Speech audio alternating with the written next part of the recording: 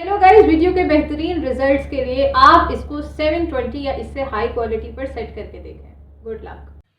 अस्सलाम वालेकुम व्यूअर्स। इस वीडियो में हम प्रेजेंट परफेक्ट टेंस को समझने की कोशिश करेंगे। लेकिन इससे पहले मेरी आपसे रिक्वेस्ट है कि आप यहाँ पे दिए गए जो नोट्स हैं इनको अच्छी तरह से स्टडी कर लें, समझ लें और उन पर अमल कर लें, क्योंकि मैं समझता हूँ जब तक आपको इन चीज़ों का नहीं पता चलेगा, आपको ये चीज़ें नहीं आती हैं, तो टेंसेस को आप ठीक तरह से नहीं समझ सकते हैं। तो पहले इन चीज़ों को कवर करें, फिर टेंस सीखें।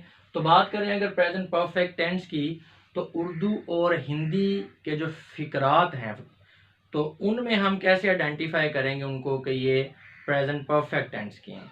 तो बड़ी सिंपल है जी। ऐसे उर्दू और हिंदी के फ़िक्रात जिनके आखिर में चुका है, चुकी हैं, चुके हैं, चुकी हैं, लिया है, ली है, रखा है, रख लिया है, वगैरह वगैरह। ठीक है, ये मैंने रोमन में भी लिख दिया है, अगर किसी को उर्दू नहीं आती तो वो इसको पढ़ सकता है। लेकिन मैं आपको एक बात बताऊं, ये इसका ना कोई ऑथेंटिक तरीका नहीं है पहचान का। आपने असल चीज़ है कि आपने कॉन्टेक्स्ट में जाना है, आपने फ़िक्रे की सेंस को समझना है, आपने यूजेज को देखना है कि प्रेजेंट परफेक्ट टेंस का यूज़ क्या है, तो फिर आप ठीक तरीके से आइडेंटिफाई कर सकेंगे। ठीक है, तो ये चुका है, चुकी ही वाली एग्जांपल में भी आपने सिर्फ चुका है वाला ही सुना होगा, लेकिन ये लिया है और ली है भी, मैंने ये काम कर लिया है। अब ये प्रेजेंट परफेक्ट टेंस है, तो इसमें चुका है कहाँ पे है, तो इसलिए ये कोई परफेक्ट तरीका नहीं है आइडेंटिफाई करने का। लेकिन जस्ट जो नए लोग हैं उनके लिए ज़रा इजी हो जाए तो ये हम बताते हैं। खैर, असल चीज़ है आपने इसका यूजेज देखना है। अगर यूजेज की बात करें, to express an action which has been completed in present time. जी, प्रेजेंट परफेक्ट टेंस ऐसे तमाम एक्शंस के लिए, अफ़ाल के लिए यूज़ होता है जो प्रेजेंट टाइम के अंदर, ठीक है, कंप्लीट हो चुकी हो, कंप्लीटेड एक्शन। ठीक है, प्रेजेंट टाइम में जैसे अभी आप बैठे हुए हैं, वीडियो देख रहे हैं ये वाली, तो इससे पहले आपने नहाया है, तो आप कह सकते हैं मैं नहा चुका हूँ। ठीक है, या मैंने नहा लिया है, या मैंने खाना खा लिया है, आई हैव ईटन, या आई हैव टेकन मील। तो ये प्रेजेंट परफेक्ट टेंस होगा, यानी कि हो गया, होगा तो ये प्रेजेंट टेंस ही, लेकिन एक्शन जो है वो कंप्लीट हो गया है। या आप कह हैं जो रिसेंट पास्ट के अंदर ना, जैसे अभी अभी कंप्लीट हुआ है, तो वो भी आपका प्रेजेंट परफेक्ट टेंस में आएगा। देखें, एक सेकंड पहले जो वक्त था ना, वो पास्ट बन गया है। लेकिन अगर टेंसेस की बात करें, रिसेंट पास्ट के अंदर जो है वो आपने काम किया है, वो भी आपका प्रेजेंट परफेक्ट टेंस होगा। जैसे अभी मैंने आपको मिसाल दी कि आप वीडियो देखने से पहले फर्ज करें खाना खा के आए हैं।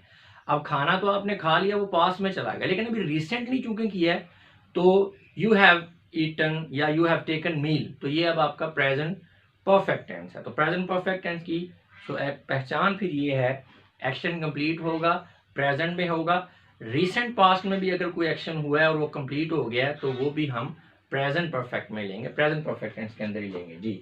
तो अगर हम इनके फार्मूला की बात करें, बनावट की बात करें फ़िक्रों की, तो आपको बताया हुआ मैंने 4 तरह के फ़िक्रात होते हैं, 4 तरह के सेंटेंसेस होते हैं, पॉजिटिव या अफर्मेटिव, नेगेटिव, इंट्रोगेटिव और इंट्रोगेटिव नेगेटिव। तो इनके फार्मूलाज को पहले देखेंगे, एग्जांपल्स बाद में देखेंगे। उसकी वजह यह है कि जब हम कंपैरेटिवली चीज़ों को देखते हैं ना, तो समझ भी ज़्यादा आती है और भूलता भी नहीं है जी। अगर बात करें structure formula for positive sentence, तो इसमें सबसे पहले सब्जेक्ट आएगा, फिर होगा helping verb. Helping verb has हो सकता है या हैव हो सकता है। अब हैज़ कब कहाँ पे यूज़ होना है, हैव कहाँ पे यूज़ होना है, अभी आपको बताता हूँ आगे। Third form of the verb use होगी, third form of the word यानी कि पास्ट पार्टिसिपल। ठीक है, और साथ में ऑब्जेक्ट होगा। तो सब्जेक्ट, हेल्पिंग वर्ब, वर्ब और ऑब्जेक्ट। अब आपको पता है सब्जेक्ट और ऑब्जेक्ट तो चेंज नहीं होना। ठीक है, ये मोस्टली नाउन और प्रोनाउन, जो सब्जेक्ट है वो नाउन और प्रोनाउन होगा, ऑब्जेक्ट भी नाउन होगा। तो फॉर्म जो चेंज होती हैं आपको पता है टेंसेस के अंदर, वो हेल्पिंग वर्ब की होती हैं, वर्ब की होती हैं। तो हेल्पिंग वर्ब है या हैव होगा जी, और जो आपकी पास्ट पार्टिसिपल की फॉर्म यूज होगी तमाम तरह के सेंटेंसेस में। ये जो चारों तरह के सेंटेंसेस हैं, इनके अंदर पास्ट पार्टिसिपल ही यूज होगा। एक बात, दूसरा रह गया मसला हैज हैव का, तो वेरी क्लियर है उसमें भी। Helping verb has is use with third person singular subject and singular noun, whereas have is used with all the rest of the subject। यानी जो आपका हैज है, ये सिर्फ और सिर्फ थर्ड पर्सन सिंगुलर के साथ यूज होगा, ही शी इट के साथ, या कोई सिंगुलर नाउन है, जानदार या बेजान, उसके साथ हैज यूज होगा। बाकी तमाम तरह के सब्जेक्ट्स के साथ हैव यूज होगा। ठीक है, तो फिर मैं रिपीट कर रहा हूँ स्ट्रक्चर को। सब्जेक्ट और ऑब्जेक्ट तो आपको पता ही है। हेल्पिंग वर्ब हैज होगा या हैव होगा, हैज यूज होगा थर्ड पर्सन सिंगुलर के साथ, बाकी सब के साथ जो है वो हैव है। और फार्म जो है वो थर्ड यूज होगी, पास्ट पार्टिसिपल यूज होगी तमाम तरह के सेंटेंस में। ये तो आ गई आपकी पॉजिटिव की। अब आ गए नेगेटिव सेंटेंस की तरफ। तो सिंपल आपने नॉट ऐड करना है। मैंने आपको पहले भी बताया हुआ है कि ये एक यूनिवर्सल फार्मूला है कि जो आप नॉट ऐड करते हैं नेगेटिव सेंटेंस बनाने के लिए, वो आपने हमेशा हेल्पिंग वर्ब के इमीडिएटली, बिल्कुल हेल्पिंग वर्ब के साथ आपने इसको ऐड करना है, तो आपका गलत नहीं होगा सेंटेंस। और अगर हेल्पिंग वर्ब एक से ज्यादा वर्ड्स पर मुश्तमिल है, जैसे हैज बीन, हैव बीन भी आगे आएगा, तो फिर भी आपने जो पहला वर्ड होगा ना हेल्पिंग वर्ब का, उसके साथ इमीडिएटली आपने नॉट लगा देना है। ये बात याद रखें, कभी भी आपका नेगेटिव सेंटेंस गलत नहीं होगा। तो बिल्कुल इसी तरह आप इसमें और इसमें फर्क देखें तो कोई फर्क नहीं है सिवाय इस नॉट के। सब्जेक्ट है, हेल्पिंग वर्ब है, हैज होगा या हैव होगा डेफिनेटली, साथ में नॉट है, थर्ड फॉर्म तो वर्ब है और ऑब्जेक्ट है जी। अगर आ जाए हम इंट्रोगेटिव सेंटेंस की तरफ, तो उसमें भी जैसे अमूमन होता है कि इंट्रोगेटिव में आपका जो हेल्पिंग वर्ब सब्जेक्ट से पहले आ जाता है, तो यहाँ पे भी यही कुछ हुआ और कुछ भी नहीं हुआ। आप इस सेंटेंस को, ये स्ट्रक्चर को देखें और इस स्ट्रक्चर को देखें, इसमें क्या फ़र्क है? सिर्फ यही फ़र्क है कि हेल्पिंग वर्ब जो है ये वाला, ये हेल्पिंग वर्ब निकल के सब्जेक्ट से पहले चला गया है, और साथ में साइन ऑफ इंट्रोगेशन है, ये तो फिर डेफिनेटली होगी आपका जो इंट्रोगेटिव सेंटेंस है। आगे आ गया इंट्रोगेटिव नेगेटिव सेंटेंस। अच्छा, मैंने आपको पहले भी बताया हुआ है कि जब आपने अफर्मेटिव से नेगेटिव सेंटेंस ड्राइव करना है, फिर तो मसला ही नहीं, जस्ट आपने एक नॉट ऐड करना है हेल्पिंग वर्ब के साथ। उसके बाद रह जाते हैं आपके इंट्रोगेटिव और इंट्रोगेटिव नेगेटिव। तो जब आपने इंट्रोगेटिव सेंटेंस बनाना होता है तो कोशिश किया करें इसे अफर्मेटिव सेंटेंस से ड्राइव करें, अफर्मेटिव सेंटेंस को आप बेस बनाएं, और जो आपका इंट्रोगेटिव नेगेटिव सेंटेंस है उसे आप नेगेटिव सेंटेंस से जो है ड्राइव करें, यानी उसको बेस बनाएं। ये आपको हार्ड एंड फास्ट रूल नहीं है, आपकी आसानी के लिए, क्योंकि इन दोनों की स्ट्रक्चर मिलती जुलती है और इन दोनों की स्ट्रक्चर मिलती जुलती है। अभी मैं आपको बताऊंगा। हाँ जी, अब आपने जब बनाना था इंट्रोगेटिव तो क्या किया है, हेल्पिंग वर्ब को सब्जेक्ट से पहले ले गए और एंड पे साइन ऑफ इंट्रोगेशन, और कोई चेंज नहीं। अब जब आपने बनाना है इंट्रोगेटिव सेंटेंस, इंट्रोगेटिव नेगेटिव, तो नेगेटिव सेंटेंस को बेस बनाएं, उससे ड्राइव करें। अब इसकी स्ट्रक्चर देखें। अब क्या किया, जैसे हमने पहले किया था ये बनाने के लिए, उसके साथ कंपेयर करके, अब ये जो बनाना है ये हमने उसके साथ कंपेयर करने के लिए सेम वही काम करना है कि हेल्पिंग वर्ब को जस्ट उठा के हमने सब्जेक्ट से पहले ले जाना। आप मिला लें और कोई डिफरेंस नहीं। इस फार्मूले को देखो और इस फार्मूले के देखें, और कोई फर्क नहीं है कि जो सब्जेक्ट था, यानी जो हेल्पिंग वर्ब जो वहां पे सब्जेक्ट के बाद में आ रहा है, यहाँ से हेल्पिंग वर्ब जो है सब्जेक्ट से पहले चला गया। नॉट की पोजीशन चेंज नहीं करनी, फॉर्म की पोजीशन चेंज नहीं करनी, और कुछ भी चेंज नहीं करना। बस ये ध्यान में रखना है कि जब आपने इंट्रोगेटिव बनाना है तो सब्जेक्ट हेल्पिंग वर्ब को पहले ले जाना है सब्जेक्ट से, और जब आपने नॉट ऐड करना है तो हेल्पिंग वर्ब के फौरन बाद नॉट ऐड करना है। बाद स्टूडेंट क्या करते हैं, हेल्पिंग वर्ब से पहले लगा देते हैं, या हेल्पिंग वर्ब दो वर्ड्स पर मुश्तमिल है तो वहां पे वो कंफ्यूज हो जाते हैं। आपने जब बनाना है जी इंट्रोगेटिव सेंटेंस तो हेल्पिंग वर्ब को सब्जेक्ट के बाहर ले जाना और कुछ नहीं, बाकी सेंटेंस को नहीं छेड़ना। जब आपने नेगेटिव बनाना है तो नॉट को आपने हेल्पिंग वर्ब के इमीडिएटली रखना है, और अगर हेल्पिंग वर्ब दो वर्ड्स पर मुश्तमिल है तो पहले वर्ड के इमीडिएटली रखना है।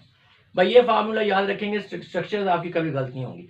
लेकिन स्ट्रक्चर तो ये थी, मेरा ख्याल है सेंटेंसेस तो आप खुद भी बना सकते हैं, लेकिन चले थोड़ा सा इसको रीड कर लेते हैं एक दफ़ा जी। तो ये अगर हम बात करें अफर्मेटिव टेंस की, फर्स्ट पर्सन में क्या है जी, I have written a letter. आप देख सकते हैं स्ट्रक्चर के साथ इसको मिलाएं।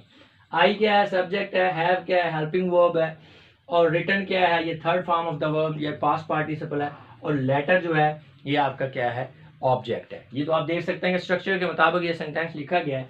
तो ये सिंगुलर और प्लूरल, ये जो छोटा छोटा एस और पी लिखा हुआ है ना रेड इंक में, तो एस का मुराद सिंगुलर है और पी से मुराद प्लूरल है। तो आई हैव रिटन लेटर, मैंने खत लिख लिया है, या मैं एक खत लिख चुका हूं। देखे ना, सिर्फ चुका ही नहीं आएगा, लिया है भी हो सकता है।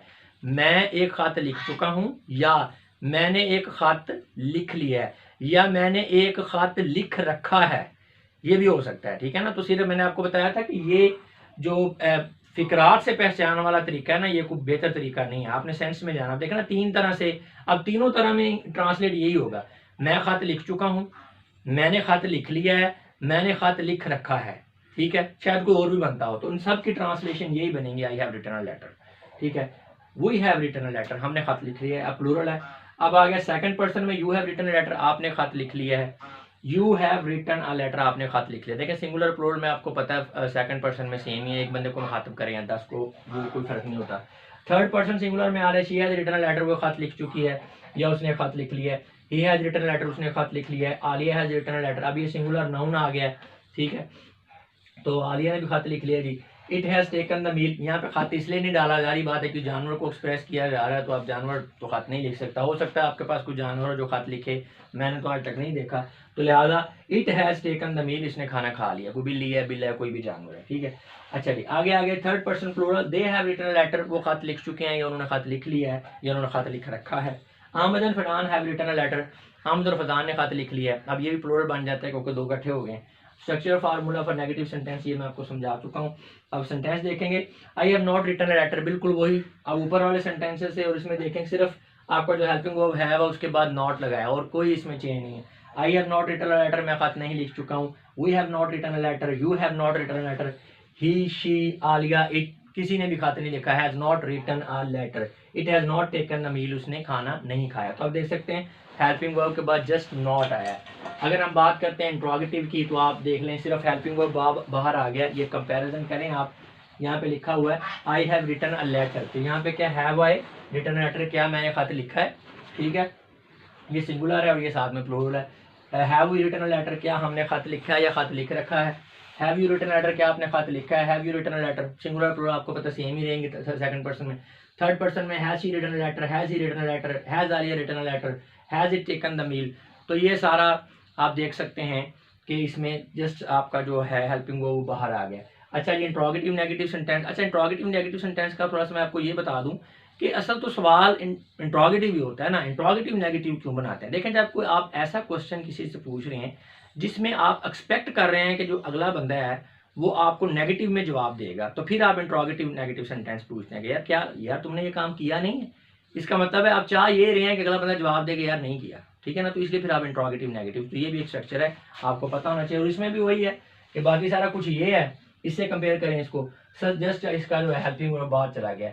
Have I not written a letter, क्या मैंने खत नहीं लिखा है। Have we not written a letter, क्या हमने खत नहीं लिखा है। Have you not written a letter, क्या आपने खत नहीं लिखा है। Has she not written a letter, has he not written a letter, has Aliya not written a letter, has it not taken the meal, क्या इसने खाना नहीं खाया।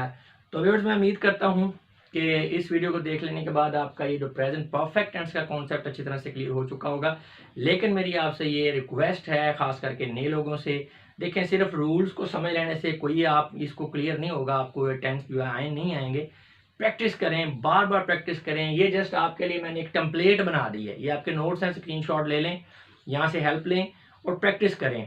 वीडियो के आखिर में मैंने बुक्स की लिस्ट दे दी है, उन बुक्स में एक आध बुक लें, ट्रांसलेशन की एक्सरसाइजेज को हल करें, सॉल्व एक्सरसाइजेज भी हैं वहाँ पे, topic wise tense wise exercises हैं। तो बार बार आप इसको समझें, अपनी वोकैबुलरी को भी इम्प्रूव करें। ट्रांसलेशन का टॉपिक जब मैं आपको शुरू करवाऊंगा ना सीक्वेंस में कंप्लीट इंग्लिश कोर्स के साथ, तो वहाँ पे जाके मैं टेंस भी आपको दोबारा करवाऊंगा और टेंस की प्रैक्टिस भी करवाऊंगा। लेकिन अभी जो चूँकि अगर आपने कर ली है तो फिर प्रैक्टिस करें जितनी ज़्यादा कर सकते हैं। जब आप बहुत ज़्यादा प्रैक्टिस कर लेंगे ना, फिर इंशाल्लाह आपको रूल्स को याद करने की जरूरत नहीं रहेगी, खुद ब खुद ही आप लिखते चले जाएंगे, बारीकियों में नहीं जाना पड़ेगा, फार्मूलों में नहीं जाना पड़ेगा, सोचना नहीं पड़ेगा आपको। तो व्यूअर्स अब मैं आपसे इजाज़त चाहूँगा, अपना बहुत सा ख्याल रखिएगा, आपकी समातों का बहुत बहुत शुक्रिया। खुदा हाफिज़।